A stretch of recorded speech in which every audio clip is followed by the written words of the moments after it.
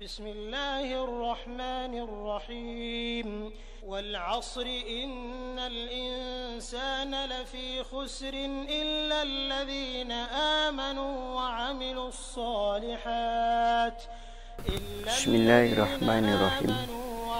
Assalamualaikum warahmatullahi wabarakatuh. Alhamdulillahirabbil alamin. Asyhadu an la ilaha illallah wa asyhadu anna Muhammadan abduhu wa rasuluh.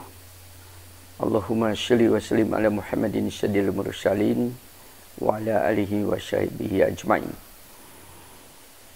Pemirsa yang budiman, mari kita sama-sama melakukan pendalaman pengkajian terhadap informasi wahyu yang dalam ini adalah Al-Quranul Karim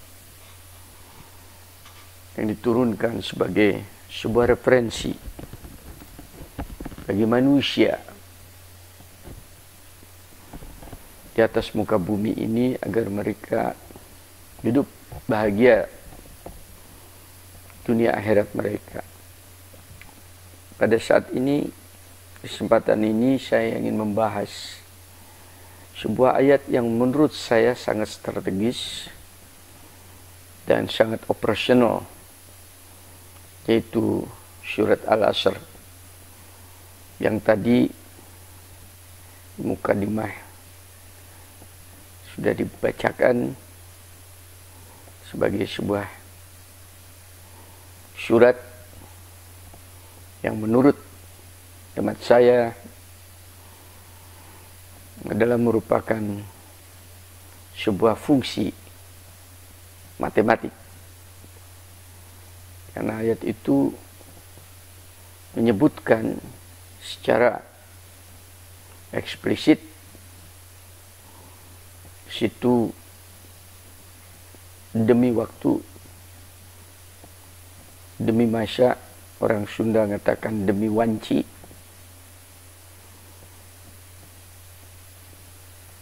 sesungguhnya manusia itu dalam kondisi yang rugi, kecuali mereka yang mempunyai konsep hidup. Iman itu bentuk konkretnya adalah konsep hidup yang jelas, rujukan hidup, referensi. Ilaladina amanu itu referensi, beriman. Nah, dalam hal ini referensinya ada, tentunya tidak ada referensi yang lebih baik, yang lebih benar kecuali referensi wahyu ilahiyat. Kemudian dengan referensi itu dia mengoperasikan dalam bentuk perbuatan yang produktif, yang baik, disebut dengan amal soleh. Wa amilus solihati itu kesolehan.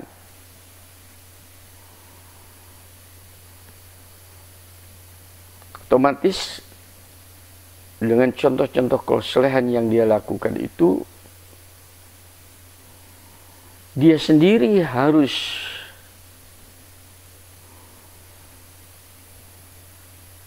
melakukan sosialisasi agar supaya kesolehan itu tidak hanya dilakukan oleh dirinya, karena orang lain, manusia seisinya juga harus diajak kepada amal kesolehan. Nah, berarti dia harus melakukan pencerahan, berbagi pengetahuan. Pengetahuan disampaikan itu ada pengetahuan yang hak, bukan yang batil, yang benar adanya. Ya, otomatis pada saat menyampaikan itu pasti terjadi di situ sebuah dialog sebuah interaksi sosial, baik interaksi dalam bentuk pemikiran, interaksi dalam bentuk perasaan, maupun interaksi dalam bentuk contoh-contoh real, konkret.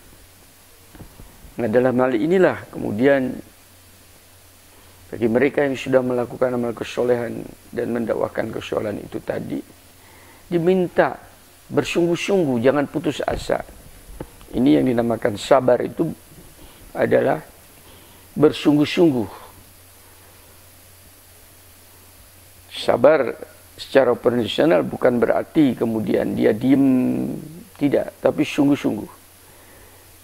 Nah, dengan uraian variabel-variabel yang saya sebutkan tadi, maka pada dasarnya waktu itu bisa diukur. Kalau dalam bentuk persamaan matematik, itu di dalam bidang pertanian sangat mudah itu memberikan sebuah contoh. Seorang petani yang menanam di atas lahannya itu tadi, produktivitas yang dia akan hasilkan sangat tergantung daripada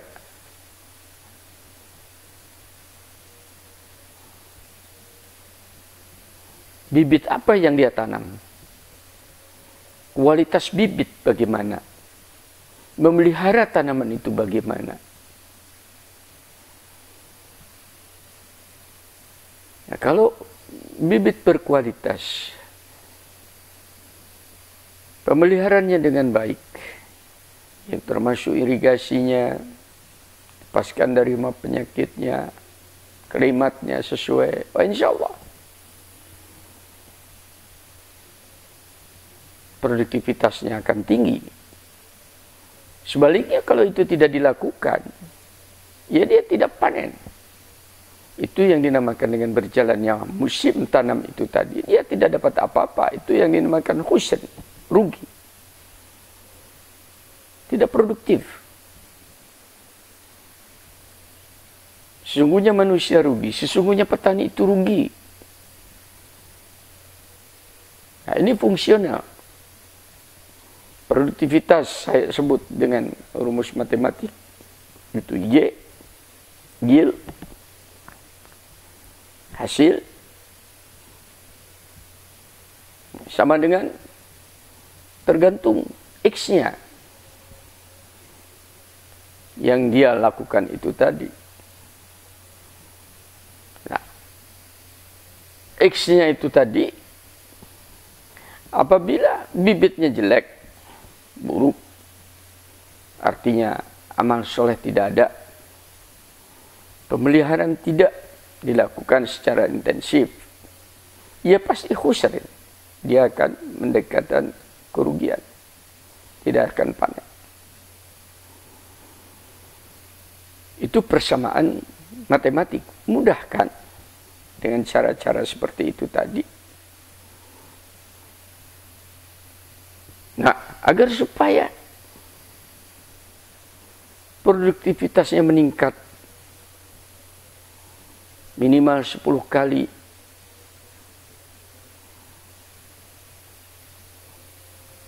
dari apa yang dia sudah investasikan itu tadi, maka dia harus mempunyai sebuah konsep bagaimana meningkatkan produktivitas itu setinggi-tingginya. Nah, di dalam surat Al-Asr itu konsep itu yang dinamakan konsep ilahiyat saya sebut. Jadi persamaannya itu pada dasarnya Y harusnya menjadi X pangkat, bukan ditambah. Nah, itu yang dinamakan konsepsi itu adalah pangkat daripada X itu tadi 10 sampai dengan 700 kelipatan.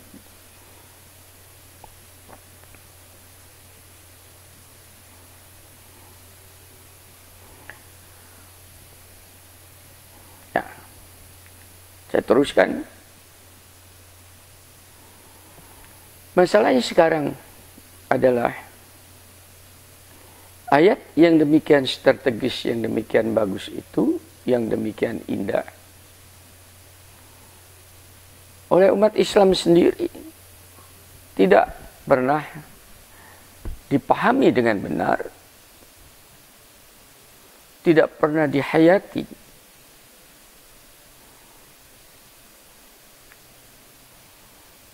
Secara mendalam. Bahkan bukan hanya itu, ayat-ayat Al-Quran ini hanya dijadikan untuk saya cemoohan, main-main. Bagaimana tidak dikatakan cemoohan?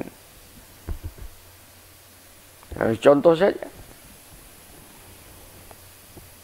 Ayat yang pendek tadi itu memberikan suatu motivasi dan inovasi agar supaya orang menjadi seorang yang etos kerjanya tinggi, produktivitas.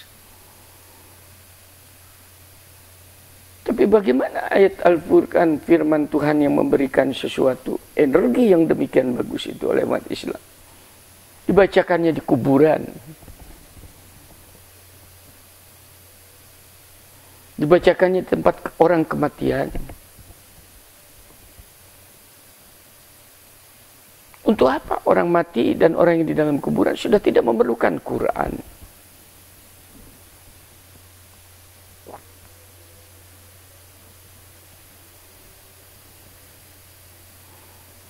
Bahkan lebih celaka lagi, Al-Quran itu dimasukkan di dalam kaset, sekarang CD, kemudian diekspos. Jadi menurut hemat saya, setelah kemudian dimasukkan di dalam kaset, dalam CD, diekspos, cilakanya di dalam mengekspos itu tadi,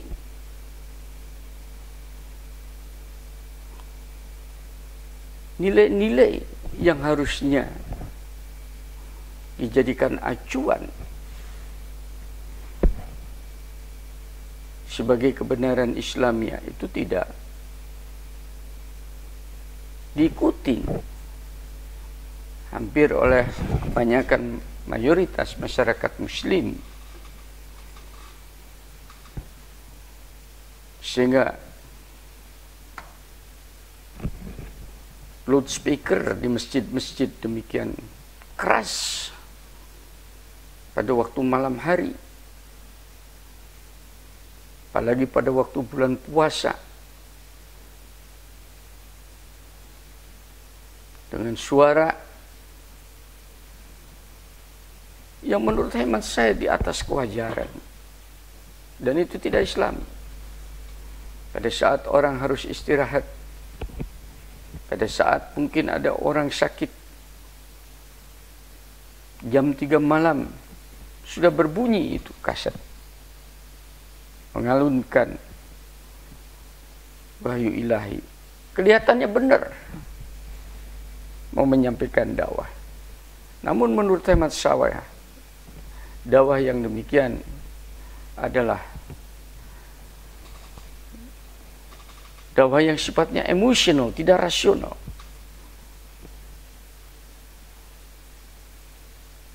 Belum lagi habis begitu puji-pujian. Ya menurut saya bukan puji-pujian, tapi itu adalah merupakan penghinaan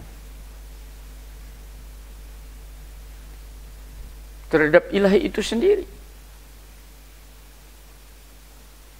Bukankah Al-Quran itu sendiri sudah melarang? Saya ambil satu contoh, beberapa ayat.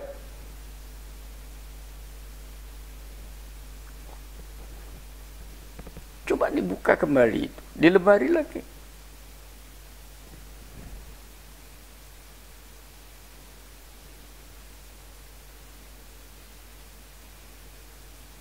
Di dalam surat Al-A'raf 55. Jelas sekali diterangkan. Berdoalah kepada Tuhanmu dengan berendah diri. Bukan kesombongan. Dan suara yang lembut. Dan sesungguhnya Allah tidak menyukai orang-orang yang melebihi batas. Apakah loudspeaker yang kayak demikian itu bukan melampaui batas? Di dalam ayat 203-nya, 205 maksud saya. Dan sebutlah nama Tuhanmu di dalam hatimu dengan merendahkan diri dan rasa takut. Dan tidak dengan mengeraskan suara. Baik di waktu pagi dan petang. Dan janganlah kamu termasuk orang-orang yang lalai. Apakah hal yang demikian ini tidak menyalahi prinsip-prinsip Islamiyah? Di satu sisi ingin mencari pahala, di satu sisi ingin mendakwakan Islam. Bukan mendakwakan Islam itu mengolok-olok agama Islam itu sendiri oleh orang Islam itu sendiri.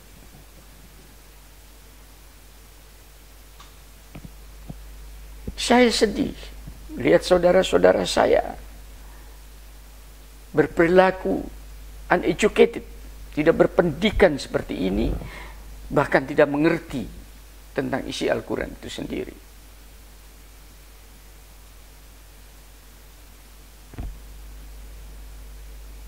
Coba kembali dipelajari.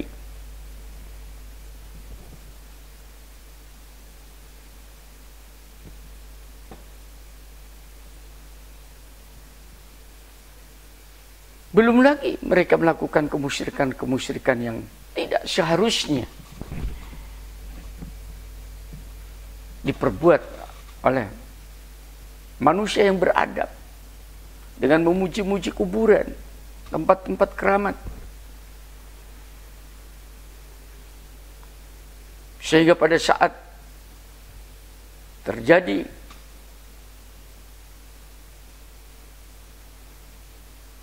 pembangunan dan sebagainya, dianggapnya pembangunan itu menggusur kekeramatan dan sebagainya. Ini kasus-kasus kayak di Jakarta atau tempat-tempat lain terjadi, di Madura dan sebagainya. Untuk saya hal-hal yang kayak demikian ini uneducated. Banyak perilaku-perilaku umat Islam yang untuk saya memperhatinkan diri. Bagaimana mereka mau mengejawantahkan nilai-nilai surat Al-Asr, wa tawassaw bil haq wa tawassaw bil amalan soleh, beramal soleh.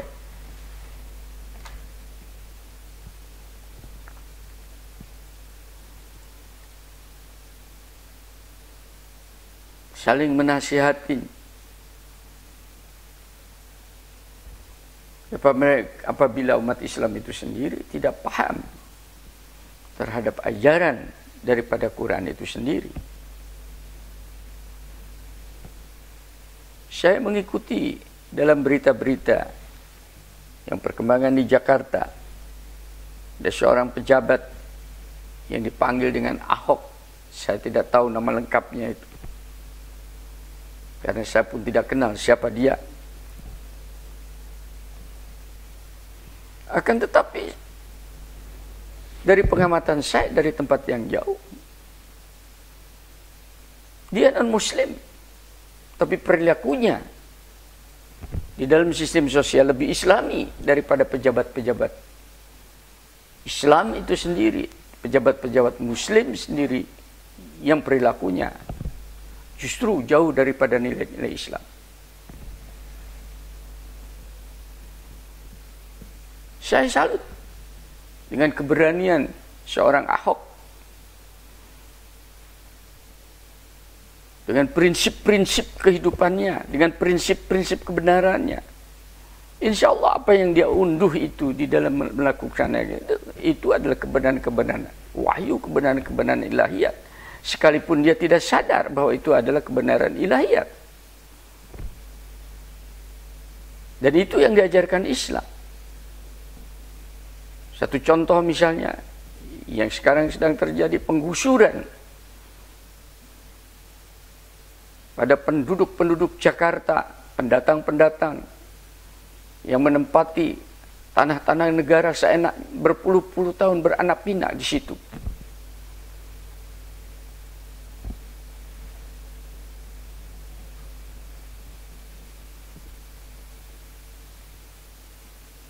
Dia gusur, dia benahin, dikasih tempat yang lebih layak.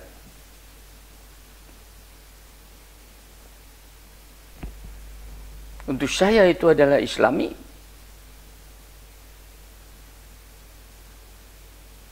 PKL yang menggunakan trotoar dan badan jalan untuk berjualan seenaknya,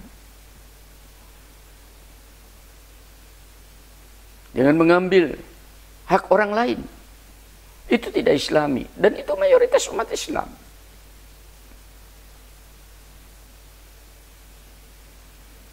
Pada saat digusur, pada saat dinasihati, mereka marah, padahal mereka salah.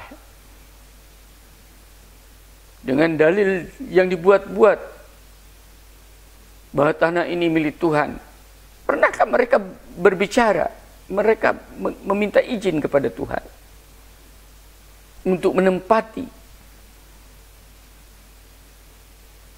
hak masyarakat, hak pengguna jalan?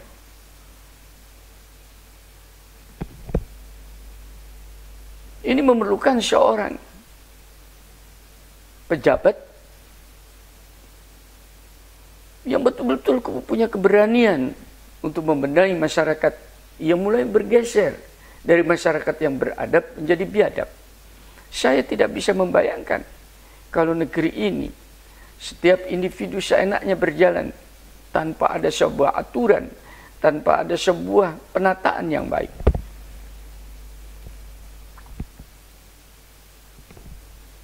Seorang Ahok dibetulkannya tata kota demi ketertiban, demi kerapihan, demi kebersihan fisik dan non fisik. Saluran irigasi, sampah, termasuk yang non fisik adalah prostitusi. Prostitusi tentu saja adalah kriminal, bukan dimanjakan.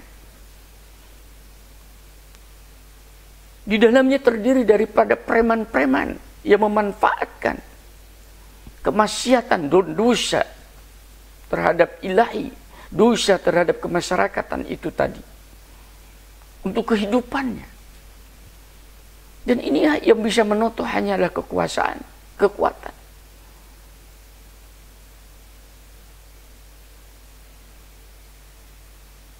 Tidak bisa kemudian dihimbau, dikasih kemudian mereka bonus agar supaya berhenti dari prostitusinya masing-masing orang, dikasih 5 juta.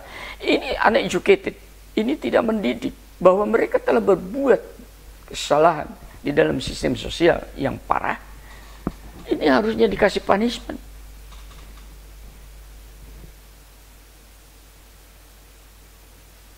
Saya tidak tahu juga apakah yang mendukung prostitusi itu mungkin dia juga bagian daripada itu, baik langsung atau tidak langsung.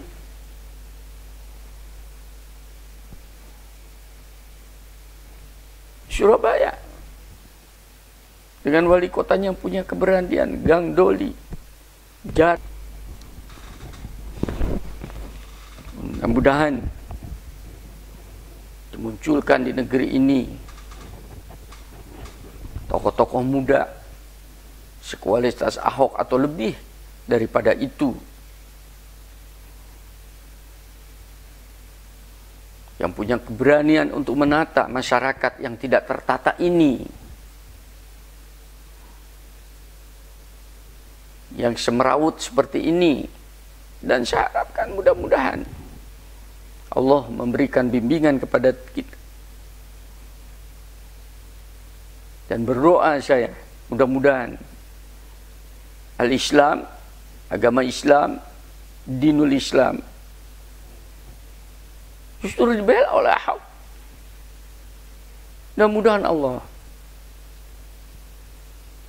menjadikan Ahok sebagai seorang pembela agama Islam. Itu masalah sesuatu yang mudah bagi Allah.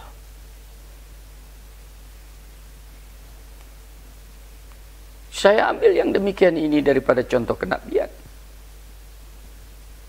Rasul meminta kepada Allah, ya Tuhan, kuatkanlah Islam dengan Umar, dengan salah satu daripada Umar. Pada saat itu dikenal ada dua Umar, yang satu Umar bin Khattab, yang satu dipanggil Umar juga, itu Abu Lahab. Tapi nampaknya yang datang kepada Rasul atas hidayah Allah adalah Umar bin Khattab, yang kemudian menjadi pembela Islam yang bukan main, khalifah kedua.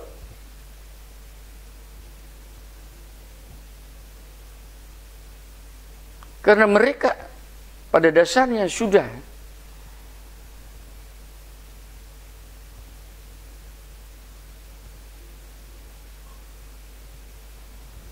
menggelora di dalam jiwanya prinsip kehidupan yang mulia, suka pada kebenaran, suka kepada kebaikan, suka kepada keterus-terangan,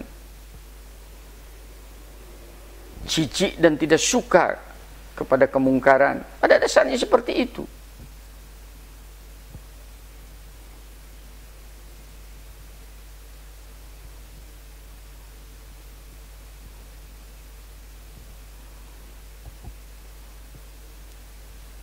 Kita tidak boleh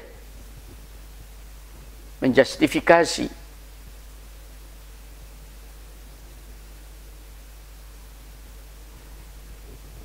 bahwa seorang yang karena belum bersyahadat kemudian dia itu lebih buruk daripada orang yang sudah bersyahadat sejak kecil. Belum tentu. Mayoritas perilaku umat Islam di Indonesia tidak seperti itu.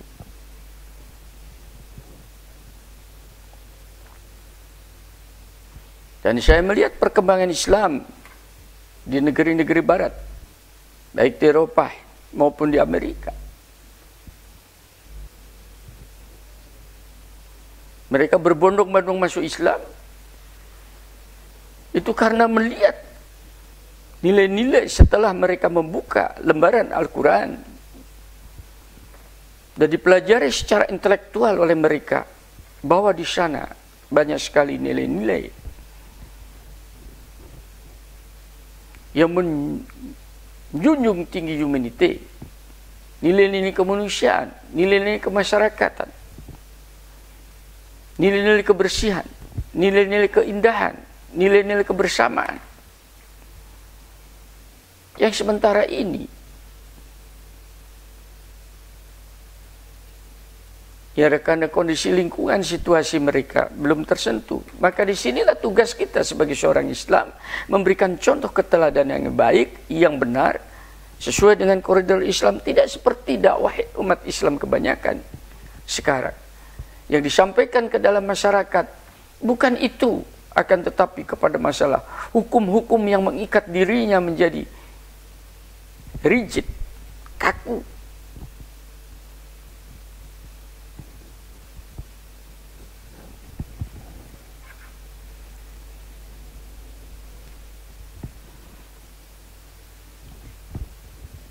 Lebih banyak kepada masalah-masalah fikih yang didakwahkan tentang jenggot, yang dijawabkan tentang jidat, yang didakwakan tentang cadar, yang didakwakan tentang salaman, yang didakwakan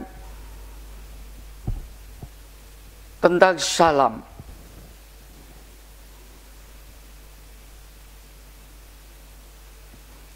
Celana cekak dan sebagainya. Saya sedang melihat seperti itu. Baju hitam-hitam. Padahal jauh nilai-nilai kemuliaan Islam itu banyak yang bisa kita unduh di dalam Al-Quran yang berhubungan dengan esensi sesungguhnya pada jiwa seseorang sebagai seorang muslim rasa malu, respectful, suka membantu, santun terhadap masyarakat, tahu makna hak dan kewajiban, mana prinsip-prinsip bersosial di dalam sistem sosial yang heterogen, bukan homogen. Sehingga kita harusnya bisa bergaul dengan semua lapisan masyarakat. Karena Al-Quran itu sendiri mengatakan bahwa salah satu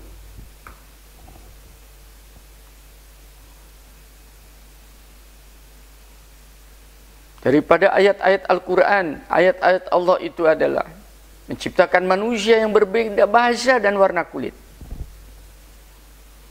Artinya apa? Artinya di situ kita disuruh saling mengenal, saling kasih, saling sayang, saling asah, saling asuh. Itu yang dinamakan watawassaw bil haq, watawassaw bis sabr. Ya, kita bersabar. Karena untuk menerima sebuah konsep baru, mendengar al-Islam, mendengar kalisan Islam, belum tentu orang langsung mau menerima.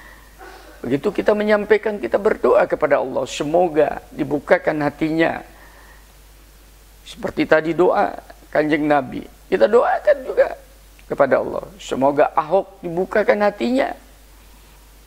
Mau malam hari pada kesempatan buka Quran sendiri, belajar, habis begitu justru dia jadi mubalik, dakwahkan Islam ini. Pada saat Anda, ini khusus mungkin untuk Ahok, pada saat Anda mendakwakan Al-Quran, itu Anda bukan membela manusia, sebetulnya Anda sudah membela ilahi, untuk mengunduh nilai-nilai ilahi itu disampaikan.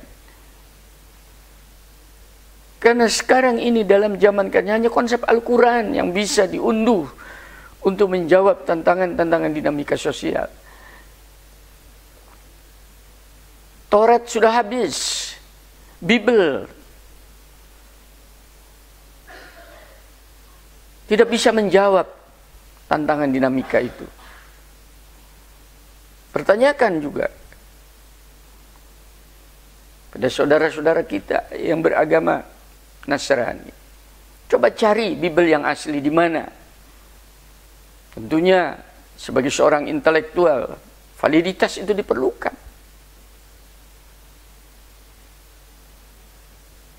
Al-Quran ini dalam bahasa yang asli, yaitu bahasa Arab,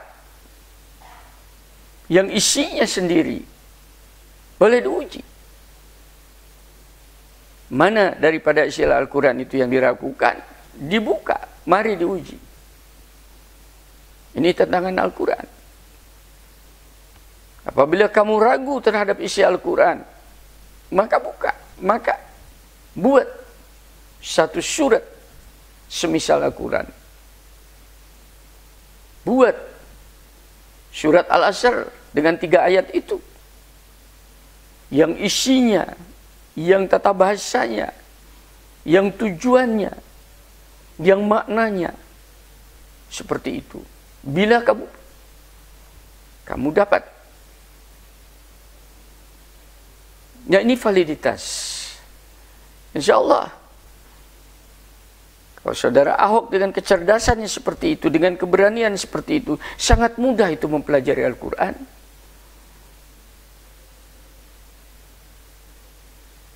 Tidak perlu Anda belajar bahasa Arab, karena sekarang sudah ada translate. Anda bisa bahasa Cina, sudah ada dalam bahasa Cina. Ada bahasa Indonesia, sudah ada dalam bahasa Indonesia. Bahasa Sunda ada. Tidak ada alasan untuk seseorang tidak mampu untuk mempelajari Al-Quran secara mendalam.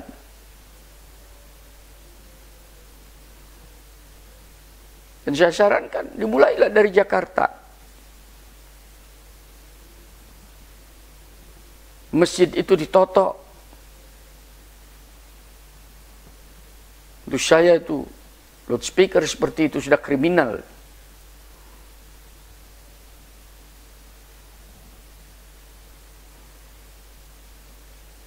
Karena sudah membuat ketidaknyamanan hidup untuk orang lain.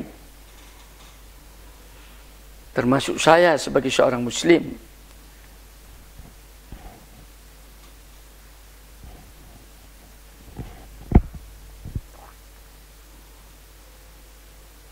mudah-mudahan dengan watawassaw bil haq watawassaw bis sabr ini,